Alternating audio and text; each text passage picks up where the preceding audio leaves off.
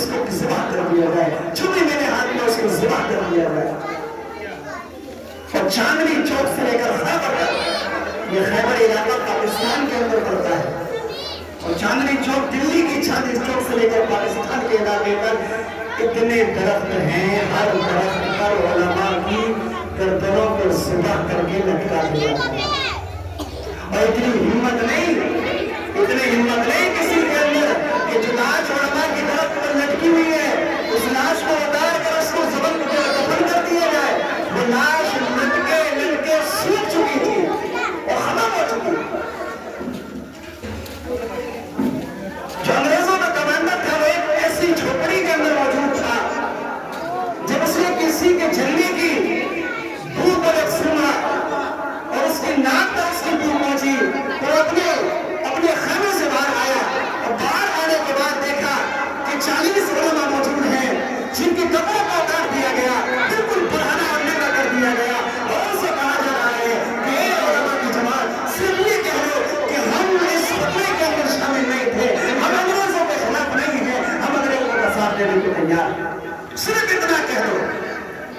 علماء کیا کہتے ہیں کہ میں اس ہندوستان سے بغاوت نہیں کر سکتا، میں اپنے علماء سے اپنے بزرگوں سے بغاوت نہیں کر سکتے، ہندوستان ہمارا ہے اور ہمارا ہی ہے اور ہمارا ہی رہے گا۔ وہ 40 علماء کو لیتا، کھولتا ہوا تیز کڑائی کے اندر موجود تھا، ان 40 کو اٹھاتا اور اسی کڑائی کے اندر ڈال دیتا، تھوڑی سی دیر کے اندر 40 کے 40 کباب کی شکل میں لگے، بالکل راکھ ہو جاتا۔ پھر 40 علماء کو بناتا، اور بنانے کے بعد ان کے کپڑوں کو اتار کر برہنہ کر کے خنزیر بنایا جاتا، اور خنزیر کو کاٹ کر اس کا سارا گوشت نکال کر، گوشت نکالنے کے بعد ان قیاموں کو اس کے اندر دفن کر دیا جاتا، اور خنزیر کی کھال کو سل کر اس کو آگ کے حوالے کر دیا جاتا۔ یہ ایسا ظلم و ستم ہوا،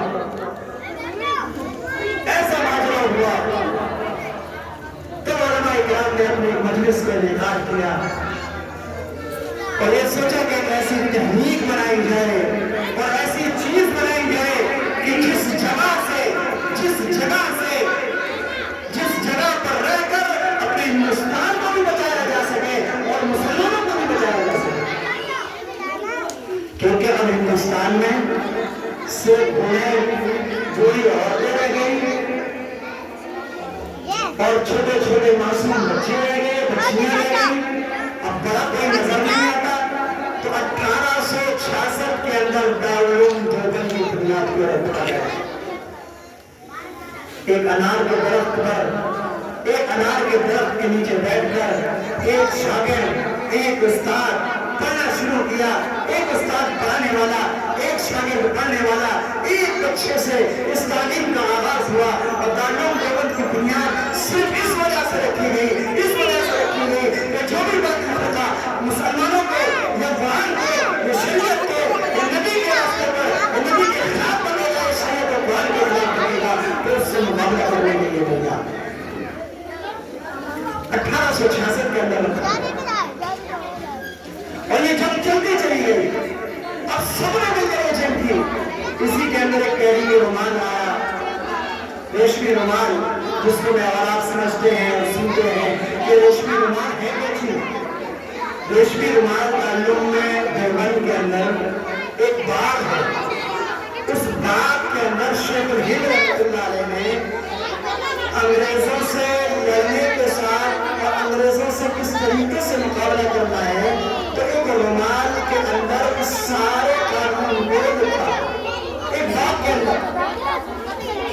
اور لکھنے کے بعد اس قوانین کو اپنے لوگوں نے اپنے علماء کے اندر درمیان میں بتا دیا گیا، اور اس رومال کو لپیٹ کر ایک شخص کے حوالے افغانستان کی سرزمین پر اس کو بھیجنے کا ارادہ کیا۔ یہ تو بٹوارے کے بعد ہندوستان الگ، افغانستان الگ، پاکستان الگ، سری لنکا الگ، اپنا دیش الگ، یہ سب ایک ملک ہے، یہ پورا کا پورا ہندوستان تھا، کوئی الگ نہیں تھا۔ تو جب یہ رومان افغانستان کی طرف جا رہا تھا، شیخ الہند رحمۃ اللہ علیہ یہ سعودی عرب پہنچے، تو وہی جو پہلے سے چلا آ رہا ہے اپنوں کی حد غداری کی وجہ سے، اپنوں کی غداری کی وجہ سے ایک نے جا کر انگریزوں سے کہہ دیا کہ جو ریشمی رومال کی وجہ سے جو تم پریشان ہو، جس ریشمی رومال نے تمہارے نیندوں کو حرام کر رکھا ہے، وہ ریشمی رومال افغانستان کی طرف چل دیا ہے۔ اب جو لے کر جا رہے تھے انگریزوں نے انہیں افغانستان میں قبضہ کر دیا، ان کو مارا، ان کو پیٹا، ان کو زنا کیا اور اس رومال کو اپنے ساتھ لے لیا۔ اور جتنی سازشیں مسلمانوں کی تھی، جتنی سازشیں انگریزوں سے مقابلہ کرنے کی تھی، وہ ساری کی ساری سازشیں، ساری کے سارے طریقے اس رومال کے اندر موجود تھے۔ انگریز نے اس رومال کو لیا اور پڑا اور ایسا چوکنا ہو گیا کہ مسلمان کس طریقے سے حملہ کرے گا، اور اس میں لکھا تھا کہ شیخ الہند رحمۃ اللہ علیہ نے اس رومال کو ایجاد کیا ہے، اس رومال کے اندر اپنے قانون کو بنایا ہے، اور انگریزوں کو پتا چلا وہ سعودی عرب کے اندر موجود ہے، سعودی عرب سے ان کو اپنے قبضے میں لیا، اس پر اس نے اٹھا کر مار کے اپنی جیب کے اندر نکال دیا اور سزا سنائی گئی کہ جب تک یہ بوڑھے نہ ہو جائے، بڑھاپا نہ ان پر آ جائے، اس وقت تک ان کو نہ چھوڑا جائے، اس وقت تک ان کو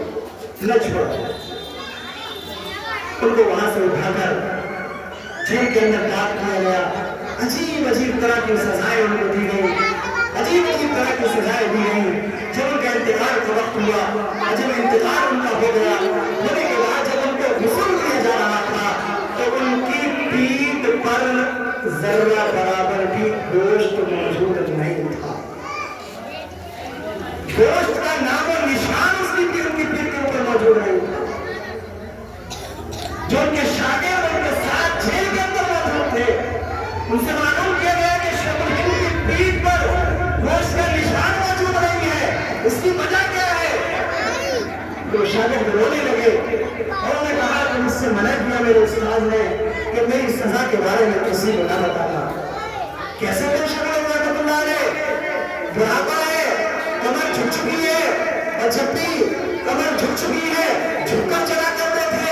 اور جیسے ہی انگریز کو دیکھتے فوراً سینے صدر ہو جاتے اور اپنے سینے کو آگے رکھ لیتے اور اپنا سینہ تان کر کھڑے ہو جاتے۔ لوگوں نے ان سے معلوم کیا کہ حضرت اگر آپ کی کمر کام نہیں کرتی، آپ تو جھک کر چلتے ہیں، لیکن انگریز کو دیکھنے کے بعد ہمیں یہ محسوس ہوتا ہے کہ آپ نوجوان ہو چکے ہیں، آپ جوانی کے حالت میں پہنچ چکے ہیں، آپ کے اندر اتنی طاقت کہاں سے آتی ہے؟ شیخ الہند رحمۃ اللہ علیہ نے فرمایا کہ اے میرے لوگوں، اے علماء کی جماعت، میں نے اللہ تبارک و تعالیٰ سے دعا مانگی تھی، اے میرے اللہ، جب بھی انگریز میرے سامنے آئے تو میری ساری تکلیفوں کا ختم کرو، میں اس کے سامنے ایسے کھڑا ہوں کہ جب بھی وہ مجھے دیکھے سوچ لے شیخ الہند کا نام آج بھی میرا مقابلہ،